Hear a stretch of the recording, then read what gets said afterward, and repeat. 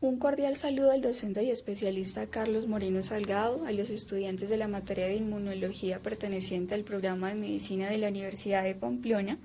En este trabajo vamos a realizar una revisión completa de lo que es la inmunidad innata. Mi grupo de trabajo está conformado por Jorge Luis Labarcer Sánchez, Vanessa Alejandra Vallejo y Laura Angélica Cuarán. La inmunidad innata es el conjunto de mecanismos de defensa que actúan contra los microorganismos patógenos desde el primer contacto con ellos. Al no lograr su cometido, se activa otro tipo de inmunidad más especializada llamada inmunidad adquirida. La respuesta de esta inmunidad innata no es selectiva y ataca por igual tanto a bacterias patógenas gram positivas o gram negativas. Como sabemos, toda especie de animal nace con cierto grado de resistencia a muchos agentes patógenos sin haber experimentado un proceso previo de aprendizaje. Esto sería la inmunidad innata. Ahora tenemos algunas de las diferencias entre la inmunidad innata y adquirida, como sería la especificidad, iniciación, la memoria, la reacción contra agentes y los tipos de célula. La especificidad de la innata no reconoce ni discrimina organismos, mientras que la de la adquirida tiene una especificidad para cada antígeno, y algunas de las células en la innata son las PMN, los macrófagos, la natural killer, y en la adquirida serían las células de C, macrófagos y las LT. Los elementos constitutivos de la inmunidad innata se da que cada especie, raza o individuo tiene características constitutivas diferentes, lo que lo hace más o menos inmune a un tipo de patógeno. En estas podemos encontrar la inmunidad de especie, inmunidad racial, control genético, factores metabólicos hormonales y la inmunidad y el flux nervioso. En el caso de la inmunidad de especie, la susceptibilidad a una infección no denota necesariamente la falta de resistencia, como por ejemplo las ratas es resistente a la difteria, mientras el ser humano y el cobayo son susceptibles, o en el caso de los humanos son susceptibles al virus como el catarro común, pero todos logran controlar la infección y no hay mortalidad, mientras que otras infecciones como la rabia es siempre mortal si no se vacuna oportunamente al individuo. En la inmunidad racial, damos que individuos de raza negra son más susceptibles que los blancos a los coccidioidomanicosis y a la tuberculosis, y los individuos de raza blanca son muy susceptibles a infecciones de Plasmodium vivax, ya que la membrana de sus eritrocitos expresa moléculas de un grupo sanguíneo DOF, que sirven como receptores para el vivax, y en el cual está ausente en los eritrocitos de los individuos de raza negra. Y lo mismo pasa con la hemoglobina S en la raza negra, que les otorga cierto grado de resistencia contra el Plasmodium falciparum. Tenemos el control genético de respuesta inmune. La resistencia a susceptibilidad innata es en parte controlada por la genética. Por ejemplo, es conocido como las NRMAP o proteínas naturales de macrófagos asociadas a la resistencia, que codifican proteínas que secuestran hierro, como lo estamos viendo en este caso en la Escherichia coli, e impiden que pueda ser utilizado por bacterias que sean fagocitadas, impidiendo de esta manera su producción. Tenemos la inmunidad de edad. En el caso de las enfermedades infecciosas y malignas, se presenta mayormente frecuencia en los niños y en los ancianos. En el caso de los niños, por el sistema inmune poco desarrollado con el que nacen, el cual se fortalece después de los primeros 6 años al haber acumulado una serie de experiencias. Y en el caso de los ancianos, su sistema inmunológico a esa edad es más deteriorado. Los factores metabólicos hormonales, como por ejemplo en el caso de los estrógenos, influyen directamente en el control de algunas infecciones. En el caso de la vagina, proporcionan la secreción de glucógeno que se transforma por los lactobacilos en ácido láctico y le da una acidez vaginal a la mujer que funciona como bactericida. O en el caso del cromosoma X, que tiene genes relacionados a la respuesta inmune y al ser más abundante y tener el doble contenido en los genes femeninos, las protege más porque se expresa de forma heterocigótica, mientras que en los hombres se expresa de forma homocigótica. Y en el caso de la temperatura, como en el cuerpo humano, tenemos temperatura desde el centro a la periferia, algunos factores infecciosos, como el Mycobacterium leprae, prefieren zonas más frías como las extremidades o áreas perioficiales como el tabique nasal. Bueno, las barreras físicas son barreras que nos protegen contra este tipo de patógenos antes de responder a la inmunidad innata. Tenemos algunas como son la piel, la mucosa del tracto gastrointestinal, mucosa del árbol respiratorio y tracto genitourinario. La mayoría de estas son inocuas y coadyuvan al mecanismo de defensa, y unas pocas son patógenas. Bueno, la piel es una interfaz que separa el interior con el exterior, o sea, el medio ambiente. Es una barrera muy eficiente en la protección de patógenos, ya que muy pocos gérmenes tienen la capacidad de penetrar una piel intacta. La piel está constituida por dos capas, que son la dermis y la epidermis. Acá podemos ver en esta imagen la estructura de la epidermis, que cuenta con las células de Langerhans, la capa de queratina para su protección, los melanocitos, queratinocitos Y bueno, un componente importante de esta epidermis son las células dendríticas en la piel, que son llamadas células de Langerhans, cuya membrana presenta una serie de prolongaciones, las cuales capturan los microorganismos. La mucosa del tracto gastrointestinal de forma microbiana intestinal está constituida por varios tipos de bacterias que ayudan a la digestión y absorción de nutrientes que no son absorbibles y extraen de ellos monosacáridos. También secretan sustancias no tóxicas para bacterias patógenas que actúan como reguladores a las respuestas. La mucosa del árbol respiratorio está defendida por una barrera similar a la del tracto digestivo. Presenta células ciliadas, las cuales, por medio de movimientos como latigazos, como podemos ver en esta imagen, transportan o movilizan la capa mucosa hasta la faringe donde es deglutida, y por lo tanto algunos patógenos. El tracto genitourinario está protegido por epitelio plano y cuenta con un tipo de pH ácido como el de la orina que da bactericida e hipertonicidad a esta. También tiene presencia de bacterias que producen defensinas, citoquinas y son proinflamatorias.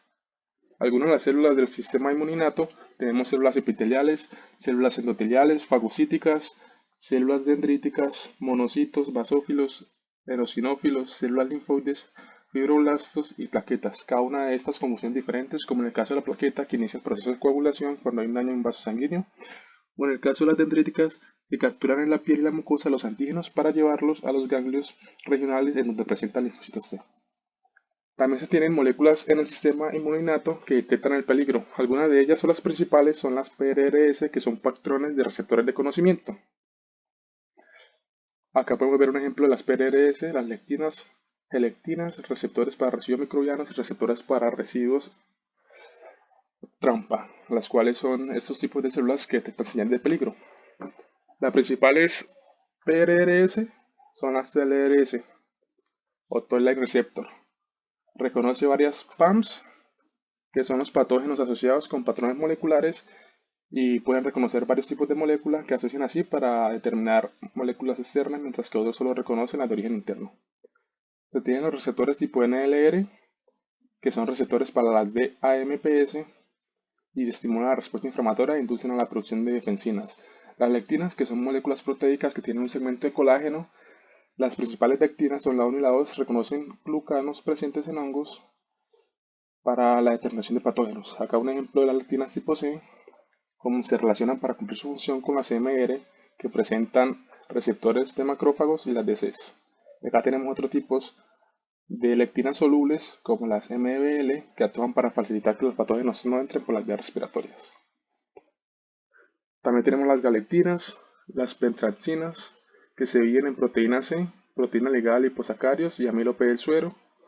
Se encuentran las receptoras de residuos microbianos, que su función es limpiar los tejidos de los residuos de microorganismos destruidos por los macrófagos. Tenemos los receptores para la F-metionil, leucilfenilamina, los anticuerpos naturales, que hacen parte de las células linfoides, los receptores RLR, que se activan ante la presencia de ARN doble cadena, la semaforina descubierta en el sistema nervioso central, sus alteraciones coadyuvan al desarrollo de diferentes afecciones autoinmunes. Y estas son las moléculas que nos ayudan a detectar la señal de peligro. El sistema de moléculas destructoras del organismo. Bueno, tenemos un sistema de estas moléculas que ayudan a la destrucción de patógenos, el cual tenemos el sistema de complemento, que es un grupo de enzimas que cumplen serie de funciones de defensa al contraer y activar los fagocitos. El sistema de moléculas también tenemos las defensinas, las cateicinas y la lactoferrina, que secuestran el hierro libre del líquido orgánico para impedir su reproducción de las bacterias. También tenemos la lisocima, que es una enzima que se encuentra en el líquido del moco de las lágrimas, destruye bacterias, y las citoquínicas, que se secretan y no tienen actividad microbiana directa, pero activan diferentes células, como en el caso de las citoquinas y las células que producen y su función en el caso de las macrófagas, producidas por la citoquina TNF y que activa las células endoteliales. Acá tenemos una gráfica de un Mycobacterium bovis antes y después de 24 horas de ser sometido a una acción lisosómica. Y por último las quitinasas, que son un grupo de enzimas que quitan la quitina y son inductoras de la producción de ciertas citoquinas. ¿Por qué, a dónde y cómo circulan los leucocitos? El sistema inmune se dispone de un excelente sistema de comunicaciones, en el cual se le informa a los leucocitos se le ingresa un patógeno y cómo llegar a este lugar de agresión. Los macrófagos, mastocitos y natural killers se originan en la médula ósea y patrullan los tejidos para detectar la presencia de este patógeno. La histamina citoquinas y leucotrienos con los factores de complemento actúan sinérgicamente sobre el endotelio vascular cuboide de los capilares regionales para inducir cambios que permitan la atracción, adherencia y paso de los tejidos de los diferentes leucocitos. Bueno, vamos a hablar del endotelio. El endotelio presenta una sola capa de células endoteliales que recubre el interior del sistema vascular y forma una barrera en torrente circulatorio de los tejidos.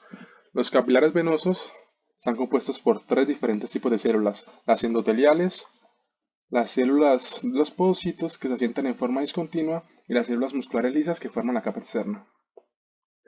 Las células endoteliales cuboides recubren el interior de la vena, como podemos ver en esta imagen, postcapilares y expresan las selectinas E, P y las ICAM, que al ser activadas los ICAM1 y los VCAM, y esto además produce las citoquinas, las quimioquinas y los factores del sistema de coagulación de moléculas vasodilatadoras, como podemos ver acá, las moléculas que son producidas por estas uniones, acá sin activar y acá activadas. Moléculas CS del endotelio vascular, tenemos la C34 que es ligando para la selectina L, la C54, la 62, cada una cumple funciones diferentes, como la C62 que facilita la adhesión de las plaquetas. Tenemos las funciones del endotelio, algunas de las principales son actuar como barrera física que separa la sangre de los tejidos, permitir el intercambio gaseoso, producir moléculas vasoconstrictoras y vasodilatadoras, entre otras que están presentes en esta diapositiva. Bueno, vamos a hablar de las quimioquininas, las cuales son moléculas especializadas que atraen las células del sistema inmune, que es el tema que estamos hablando en esta parte, y refuerzan la acción quimiotractante. Están las constitutivas que regulan el tráfico de los leucocitos hacia los tejidos y las inducibles que generan el proceso inflamatorio y aceleran el flujo sanguíneo. Acá tenemos las diferentes quimioquininas que atraen diferentes tipos de células del sistema inmune. En el caso de las MN, natural killer, linfocitos y el tipo de quimioquininas que estos atraen. Existen quimioquininas y estas se relacionan con las enfermedades. En el caso de las combinaciones anormales que les mostré anteriormente de quimioquininas con receptores, se da una visita no deseada de distintos leucocitos a diferentes tejidos que pueden causar daño. El control y producción de alguna de ellas o el bloqueo de sus receptores pueden controlar la circulación de determinadas células en el sistema inmune. Esto se trabaja en el desarrollo de moléculas que permiten controlar la circulación e interacción de las quimioquininas.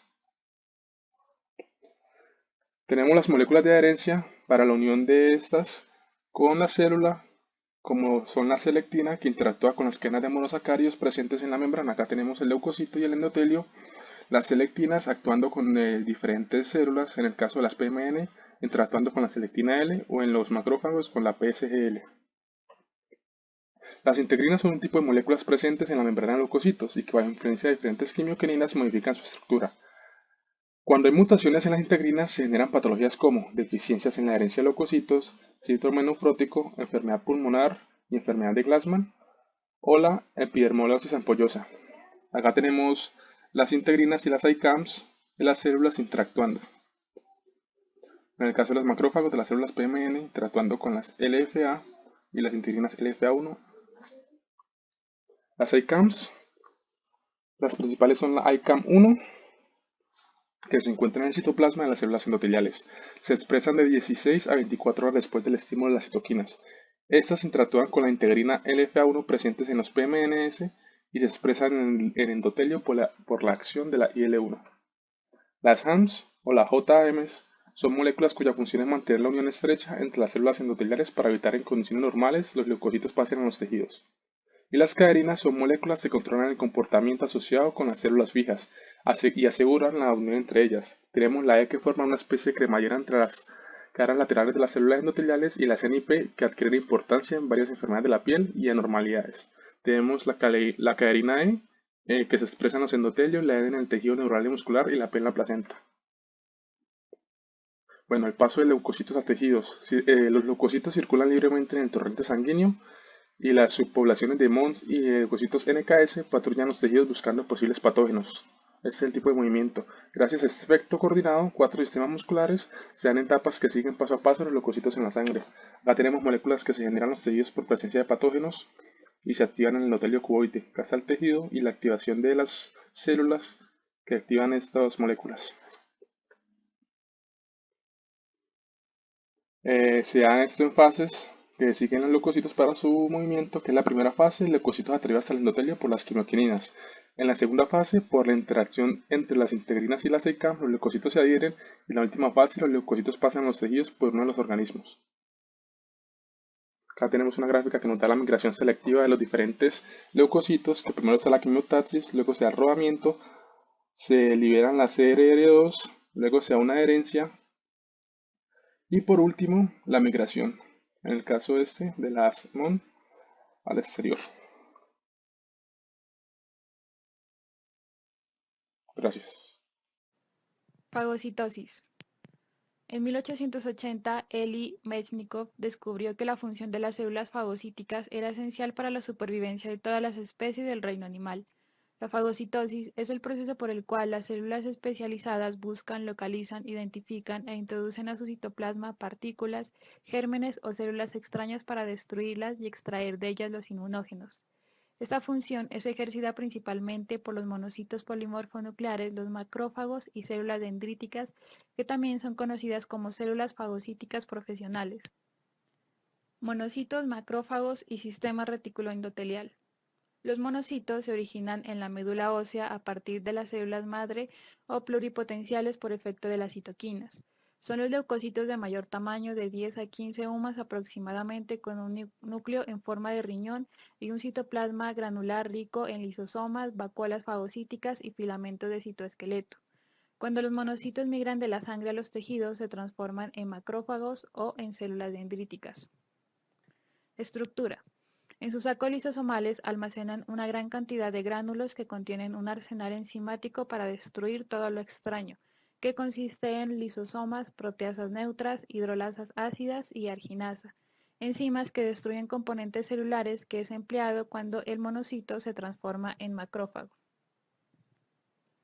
Los macrófagos poseen varios receptores y moléculas que les facilitan reconocer patógenos e interactuar con otras células. En la figura se muestran algunos de estos receptores de membrana y sus funciones específicas.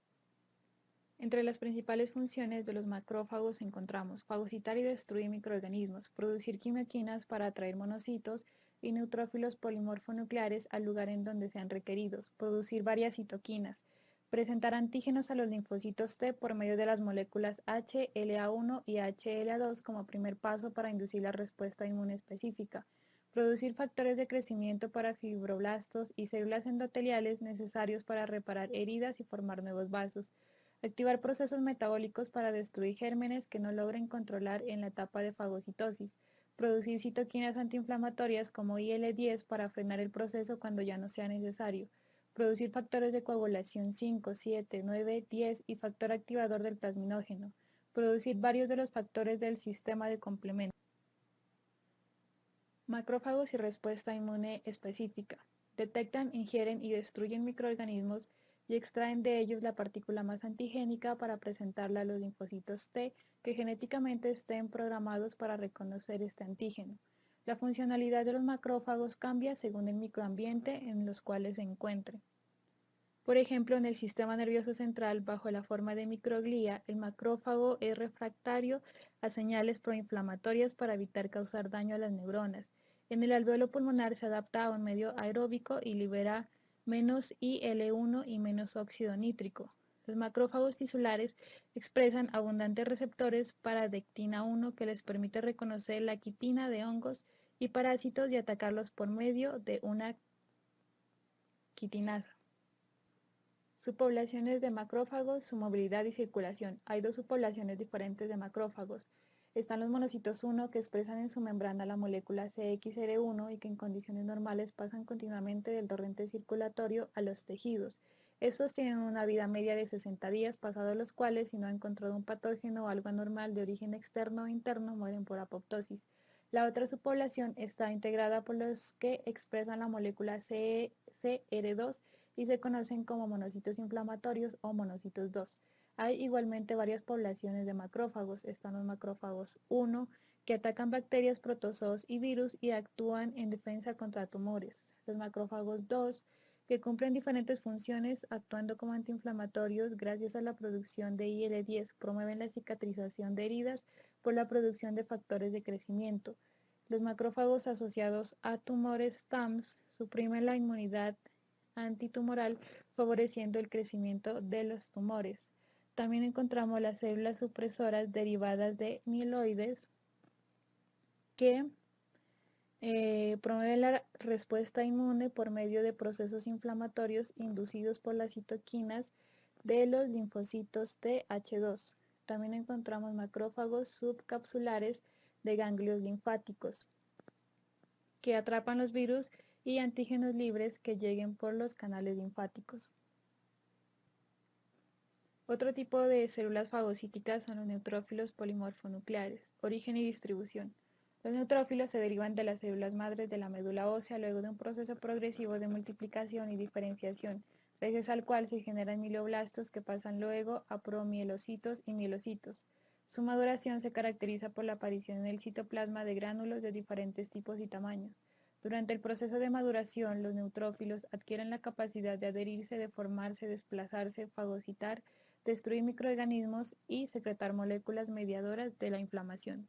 La médula ósea produce 7 millones de neutrófilos por minuto, gran parte de las cuales se acumulan como reserva para entrar en circulación cuando un proceso infeccioso o inflamatorio lo demande.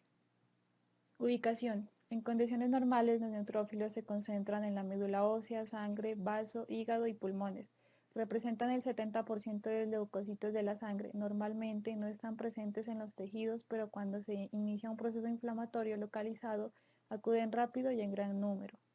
Estructura. Los neutrófilos son células esféricas de 12 a 15 micrómetros de diámetro. Tienen un núcleo segmentado y citoplasma rico en gránulos. Membrana. Los neutrófilos tienen en su membrana fuertes cargas electronegativas que los mantienen separados entre sí y del endotelio vascular. Los lípidos de membrana del neutrófilo son una fuente importante de mediadores de la inflamación. De ellos se origina parte de los leucotrienos y prostaglandinas. En la gráfica se puede observar los diferentes receptores de membrana con sus principales funciones.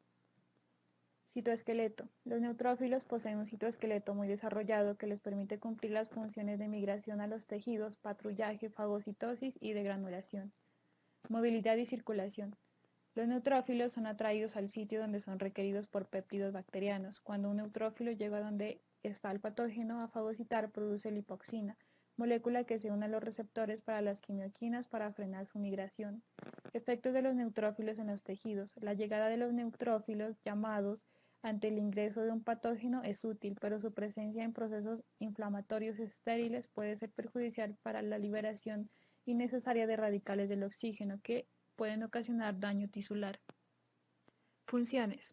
La función primordial de los neutrófilos es la fagocitosis, pero participan activamente en los procesos inflamatorios y que en colaboración con los macrófagos participan en la inducción de la respuesta inmune específica, función que hasta hace poco se atribuía exclusivamente a los macrófagos y a las células dendríticas. Mecanismos bactericidas. La unión de las moléculas quimiotácticas con sus receptores en la membrana del granulocito inducen una cascada de señalización denominada por la vía MAPK-ERK, con lo cual se da el primer paso en la lucha contra el agresor, al cual, según el protocolo de lucha, sigue la fagocitosis, degranulación y netosis. Este último mecanismo se caracteriza por unir fibras de ADN que se extienden por el espacio extracelular para atrapar bacilos y cocos. Fin de la inflamación. La apoptosis de los neutrófilos es determinante para suspender y resolver el proceso de inflamación que se desarrolla en el lugar de lucha contra el patógeno agresor. Durante ella se liberan moléculas que dicen encuéntrame, dirigidas a los macrófagos, llamándolos a fagocitar los cuerpos apoptóticos. El proceso de fagocitosis tiene una serie de eventos que al reconocer lo extraño, los fagocitos inician vías de señalización que activan el citoesqueleto para facilitar el desplazamiento y la función de los gránulos citoplasmáticos o lisosomas al fagosoma en donde se encuentre el germen fagocitado. En primer lugar encontramos el paso del torrente circulatorio a los tejidos, búsqueda de microorganismos, respuesta quimiotáctica, reconocimiento del microorganismo, adherencia e ingestión, degranulación, muerte y destrucción del microorganismo y finalmente selección y presentación de moléculas antigénicas.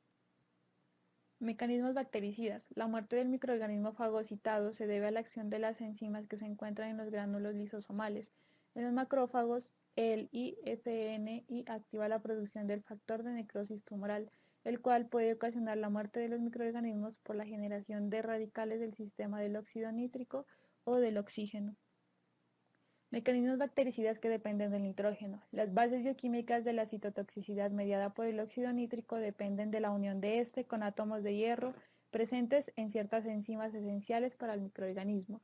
El óxido nítrico puede reaccionar también con el anión superóxido y formar un potente oxidante, el peroxinitrito. Este compuesto puede reaccionar con lípidos, ácidos nucleicos y residuos metilados, causando un daño en las mitocondrias. Mecanismos bactericidas que dependen del oxígeno. Es indispensable un metabolismo adecuado de la glucosa para que los procesos bactericidas, producto del metabolismo del oxígeno, se cumplan adecuadamente. Una vez formado el fagosoma, el metabolismo de las células se incrementa dando lugar a un evento conocido como estallido respiratorio, que se caracteriza por un rápido aumento del consumo de oxígeno y activación del fosfato de la nicotadimina adenina dinucleótido, que es un donante de electrones que inicia la generación de los radicales libres. En la gráfica podemos observar los diferentes radicales de oxígeno que se puede producir para un fagocito. Células linfoides de la inmunidad innata. Tienen en común dos aspectos importantes, su morfología, que es linfoide, y que son componentes básicos de la respuesta inmune innata porque reaccionan de inmediato ante la presencia de un patógeno. No requieren del proceso de aprendizaje de la inmunidad adquirida. Están ubicados estratégicamente en las líneas frontales de defensa como orofaringe, piel, mucosas y en la zona marginal del vaso en donde filtran la sangre de microorganismos que ingresan al torrente circulatorio. Estas células son las asesinas naturales, las INKT, ayudadoras innatas o ILC2, linfocitos delta, inductoras de los tejidos linfoides, linfocitos B1 y LSB de la zona marginal del vaso. En la siguiente gráfica se hace una descripción de cada una de las 7 células linfoides conocidas hasta el presente, en donde se muestra el origen, los inductores, los productos, las funciones, la ubicación y su respectiva clasificación.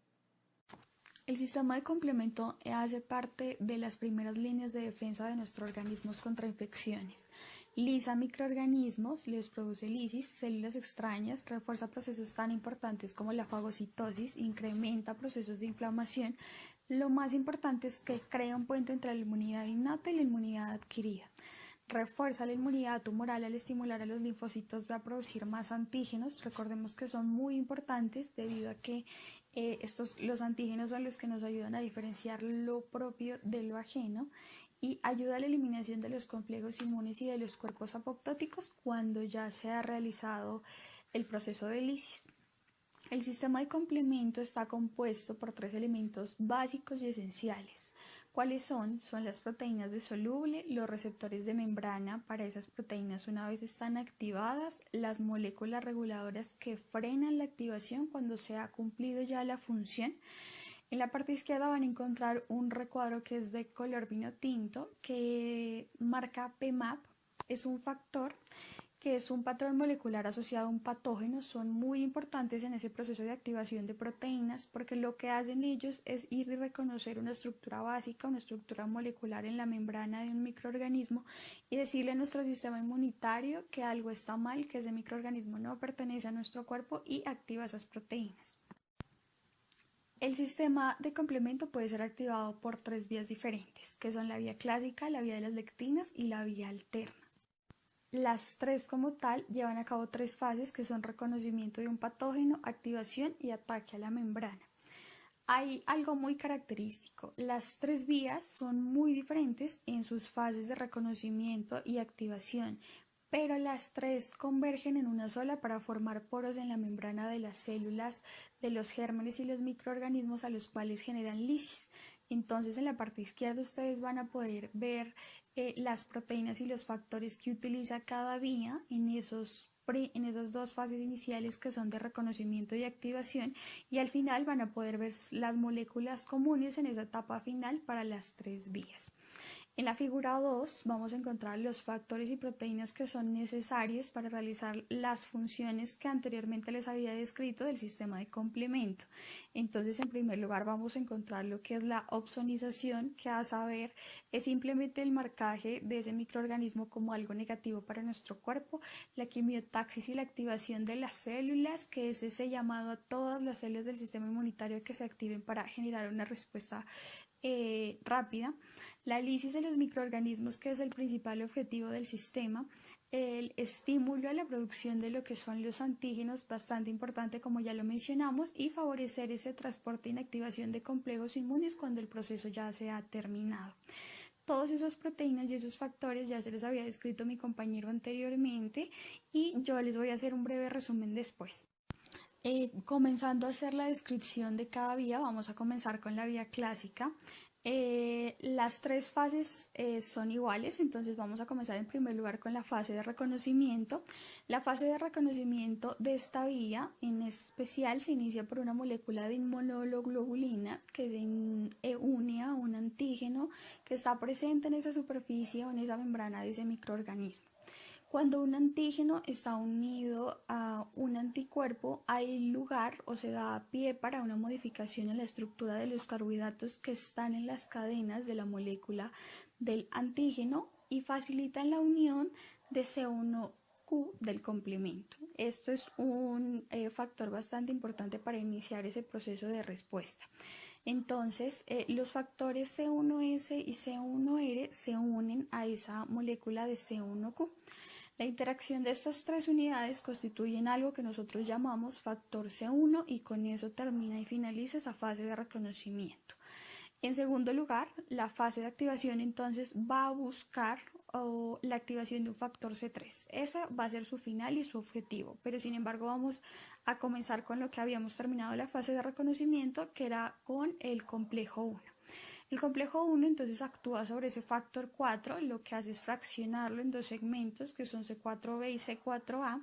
C4b se une a la membrana de la célula que activó la cascada, es decir, que se une a esa membrana del microorganismo, mientras C4a queda libre en el torrente sanguíneo. C4b se une a la membrana celular de ese microorganismo y actúa sobre un nuevo factor que es el factor 2 y lo divide buscando C2a, que se adhiere a la molécula C4b y el C2b que queda en libertad en el torrente sanguíneo. Entonces, esa nueva molécula formada por C4b y C2a o complejo C4b C2a constituye algo muy importante que es la convertasa C3. Eso es muy importante porque todas las vías van a buscar llegar a ese punto de la convertasa C3. En este caso, entonces, la convertasa C3 está formada por dos cadenas que son la alfa y la beta. La convertasa C3 en su cadena alfa la fragmenta y forma dos partecitas que son C3A y C3B. C3A queda libre en el torrente sanguíneo y amplifica la respuesta inflamatoria. Por su parte, C3B se une al complejo C4B C2A que ya está unido a la membrana del microorganismo formando la convertasa 5. La convertasa 5 inicia la activación del próximo factor CR1 para favorecer ese proceso de fagocitosis y con eso terminamos esta fase de activación para dar pie a la transición a la fase más importante, que es en la que se destruye esa membrana de microorganismo. La fase del ataque a la membrana entonces la iniciamos al igual la activación con la activación de C5 por la convertasa C4b C2 a C3b, que se genera dos moléculas que son C5a y C5b. C5a es un amplificador del proceso inflamatorio, C5b une a los factores C6 y C7 formando un complejo trimolecular, los tres, y llegan a activar el factor 8. C8 inicia lo más importante, que es ese proceso de lesión o daño a la membrana, y se consolida la activación de una nueva molécula que es la C9. C9 viene a formar parte fundamental de esto porque ya llega a estabilizar ese proceso de daño o lesión, ya que C8 es un factor realmente muy inestable. En la parte inferior de la diapositiva ustedes pueden observar que hay un recuadro de color vino tinto, entonces ahí les explico cómo se da ese proceso de daño. Ya de una forma más externa. Entonces, desde que comenzamos a hablar de ese complejo C5b, que sería la fase de ataque de la membrana hasta la llegada a la activación del factor C8, lo que pasa dentro de la bicapa lipídica o esa membrana celular es que se incrustan 6 o más moléculas de C9, se forma un microtúbulo que establece una lesión entre el medio externo de la célula y el citoplasma, y a través de esos microtúbulos entonces lo que pasa es que entra agua y se produce un estallido osmótico de la célula microorganismo que hace que deje de funcionar, que hace que estalle, que busca que la célula entra en ese proceso de lisis. La vía de las lectinas va a tener algo muy importante, que es no requiere de la presencia de los antígenos, entonces ellas no inician su reconocimiento con la presencia de una inmunoglobulina, sino que ellas lo que hacen es reconocer monosacáridos que se expresan en esa membrana de microorganismos, a saber, son el MANAN y el N-acetilglucosamina. Involucra algo muy importante que son los receptores de reconocimiento de patrones, que son el MBL, la ficolina L, la ficolina H y S. Y ustedes en la parte izquierda pueden observar un cuadrito azul que le resume qué es lo que reconocen. Por ejemplo, un ejemplo es la ficolina H, que reconoce azúcares acetilados en esos polisacáridos que están presentes en esas membranas del microorganismo. Estos receptores lo que hacen es activar proteasas, como por ejemplo la MAPS. MAPS1, MAPS2 y MAPS3 son muy similares a los factores C1R y C1S en la vía clásica. MAPS2 es muy importante por lo que es la que fragmenta C4 para llegar y convertir a la creación de esa convertasa C3. La MAPS1 es capaz de fragmentar a C3 directamente, y cumplida esta fase como tal de activación se continúa con el proceso de formación de las convertasas C3 y C5 y posteriormente con el complejo de ataque a la membrana. Aquí ya está resumido porque recordemos que, como les había dicho anteriormente, esa etapa final ya es igual en las tres vías, lo que se diferencia es como el principio. La vía alterna, entonces vamos a utilizar lo que es el properdin, es una proteína. En la nubecita está un dato muy importante, que es la vía alterna sufre las deficiencias genéticas de los factores C1, C4 y C2 que los habíamos mencionado en la vía clásica. Bueno, entonces acá se activa de una forma muy diferente a las tres porque utilizan la presencia de simosambe-glucanes presentes en la pared celular de las ligaduras o los liposacáridos, como también la ausencia del ácido siálico en esa pared de muchos de los microorganismos. Entonces son dos factores que pueden permitir el desarrollo de la vía alterna. La activación de esta vía entonces también utiliza dos moléculas de reconocimiento que son IC3B o C3H2O y el properdin, y dependen de la ausencia de un factor regulador del sistema de complemento, que es el factor H. ¿Qué es un factor regulador del sistema de complemento? Es que muchos microorganismos ya están predispuestos para la defensa de este tipo de sistemas. Entonces, uno de esos factores que predispone al microorganismo a no dejarse afectar por el sistema es el factor H. Entonces, el properdin se une en primer lugar a la molécula C3B y lo protege contra la acción de sus reguladores del complemento, como son el factor H y el factor I. El factor C3B es reconocido posteriormente por el factor B, FB. El complejo C3B más FB es fragmentado en presencia de magnesio por un factor que es el D, y al final se libera un factor B. El fragmento B activa el dominio de proteasa en el complejo C3BB, y este complejo activo es reconocido y estabilizado por el properdin. Como podemos observar posteriormente, se sigue ya el proceso del desarrollo de la fase de terminación. Acá podemos encontrar unas vías de activación en un cuadro. Está mucho más resumido que lo que yo les acabo de explicar. Es un paso a paso. Podemos observar el ejemplo de lo que es la vía clásica, la vía de las lectinas, la vía alterna, las moléculas de activación, las moléculas de reconocimiento para esas moléculas activadas. Observamos que las fases iniciales son diferentes, pero que al final convergen en una etapa final que es muy similar en las tres. Regulación del sistema. Entonces, como existe un proceso para activar, también existe algo que las inactiva. Entonces, vamos a encontrar acá son proteínas reguladoras que inhiben la acción del sistema de complemento. Entonces, en primer lugar, son el inhibidor C1, las proteínas que se ligan a C4 y a C2, el factor 1, el factor H. Cada una de ellas lo que hace es unirse a su respectivo factor e inhibir su capacidad de actuar. Entonces, la regulan. Son muy importantes las CD55 que intervienen con las convertasas C3 y C5. Me parecen importantes los clustering SP40 porque inhibe la formación del complejo de ataque de la membrana. Y las demás las pueden observar en un cuadro que también está a la izquierda de la diapositiva, en el que pueden ver en qué momento del proceso actúa cada uno de los inhibidores. Después de terminado ese proceso de lisis, vamos a encontrar como resultado de lo que son células apoptóticas y complejos inmunes que ya no están haciendo nada en nuestro sistema inmunitario. Entonces tenemos que buscar cosas o elementos y moléculas que los eliminen. En primer lugar vamos a encontrar, por ejemplo, la fosfatidilcerina, la calreticulina, que permiten que esas moléculas que ya no están siendo utilizadas sean fagocitadas.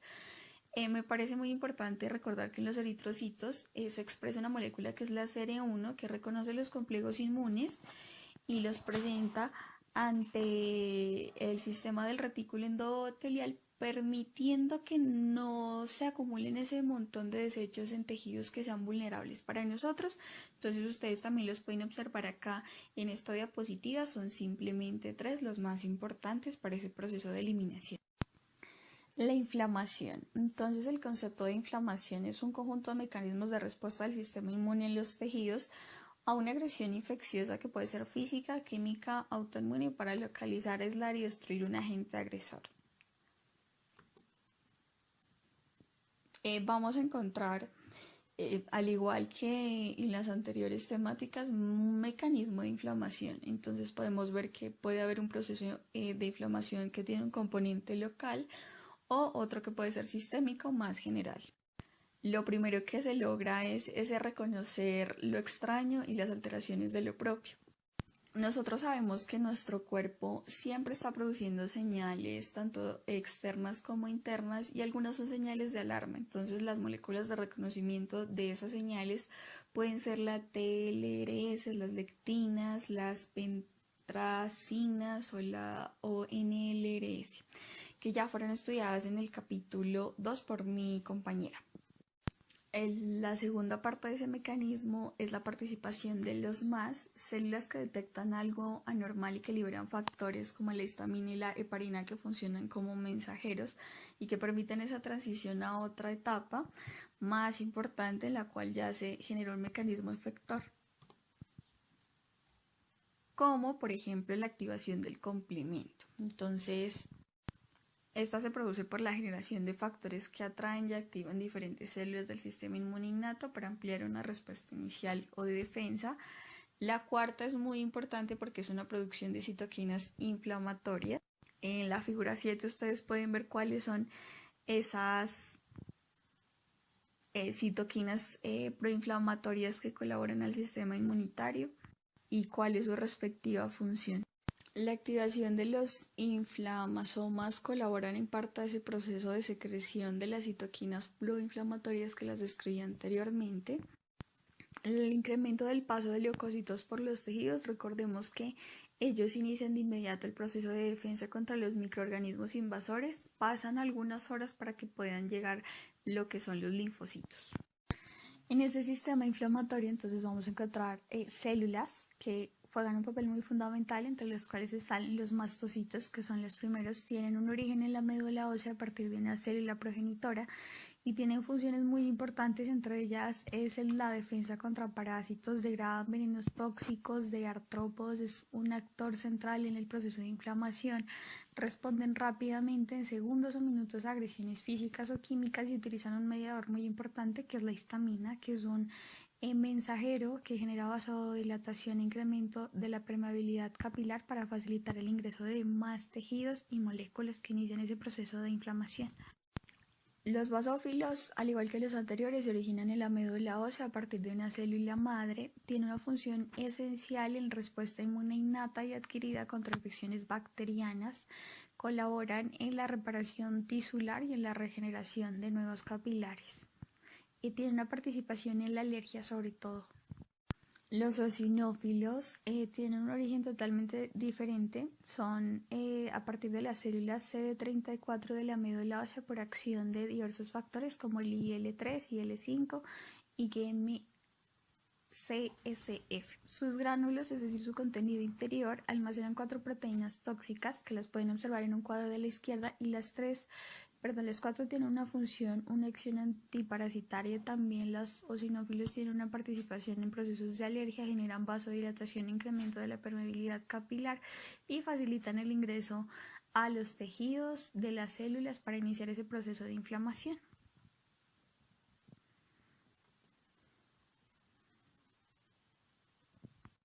Los voy a pasar de corrido, pero con su función más importante. Aquí está la diapositiva por si cada uno lo quiere especificar más. Entonces las plaquetas, como ya sabemos, evitan hemorragias hacia los tejidos y hacia el exterior.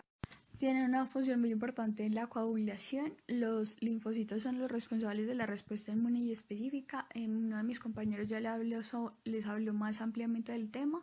Los fibroblastos participan en una fase de resolución de inflamación y cicatrización de heridas, en primer lugar, y su función más importante es esa. Lo que les mencioné anteriormente eran las células principales, pero también existen unos mediadores, tanto primarios y secundarios, que son de origen celular, es decir, que son elementos que también participan en esta respuesta inflamatoria. Los mediadores primarios se encuentran ya sintetizados en las células y son muy rápidamente secretados cuando se inicia la inflamación, y los secundarios requieren un proceso de transcripción y traducción de señales. Entonces los primarios los pueden observar en la tabla que está en la izquierda, son los que se encuentran en la célula, y los secundarios son los que les acabé de describir anteriormente. Los mediadores de origen humoral son por 4 vías, que sería por el sistema de complemento que les describí al principio, las quininas, la coagulación y fibrinolysis. Ya para terminar, podemos decir que la resolución del proceso inflamatorio está por lo general limitado y termina de resolverse por los siguientes factores que juegan un papel muy importante. La inflamación ya termina cuando la infección ha terminado, o cuando el antígeno, cuando el microorganismo ya no está presente en nuestro cuerpo, entre los cuales está la citoquinina, antagonista del receptor para IL-1, que frena la acción antiinflamatoria, los neuropéptidos, que son sustancias PK que también inhiben la inflamación, están los IL-27, ILS-10, los ILS-3, que todos lo que hacen es frenar las citoquininas proinflamatorias y las inhiben de forma continua. Los factores transformadores de crecimiento beta, los mediadores lipídicos como lipoxinas, resolvinas y prolectinas. Las pueden leer más detenidamente para la presentación. Acá les dejo las principales y las que juegan un papel muchísimo más importante. Y ya para terminar, muchísimas gracias por toda su atención.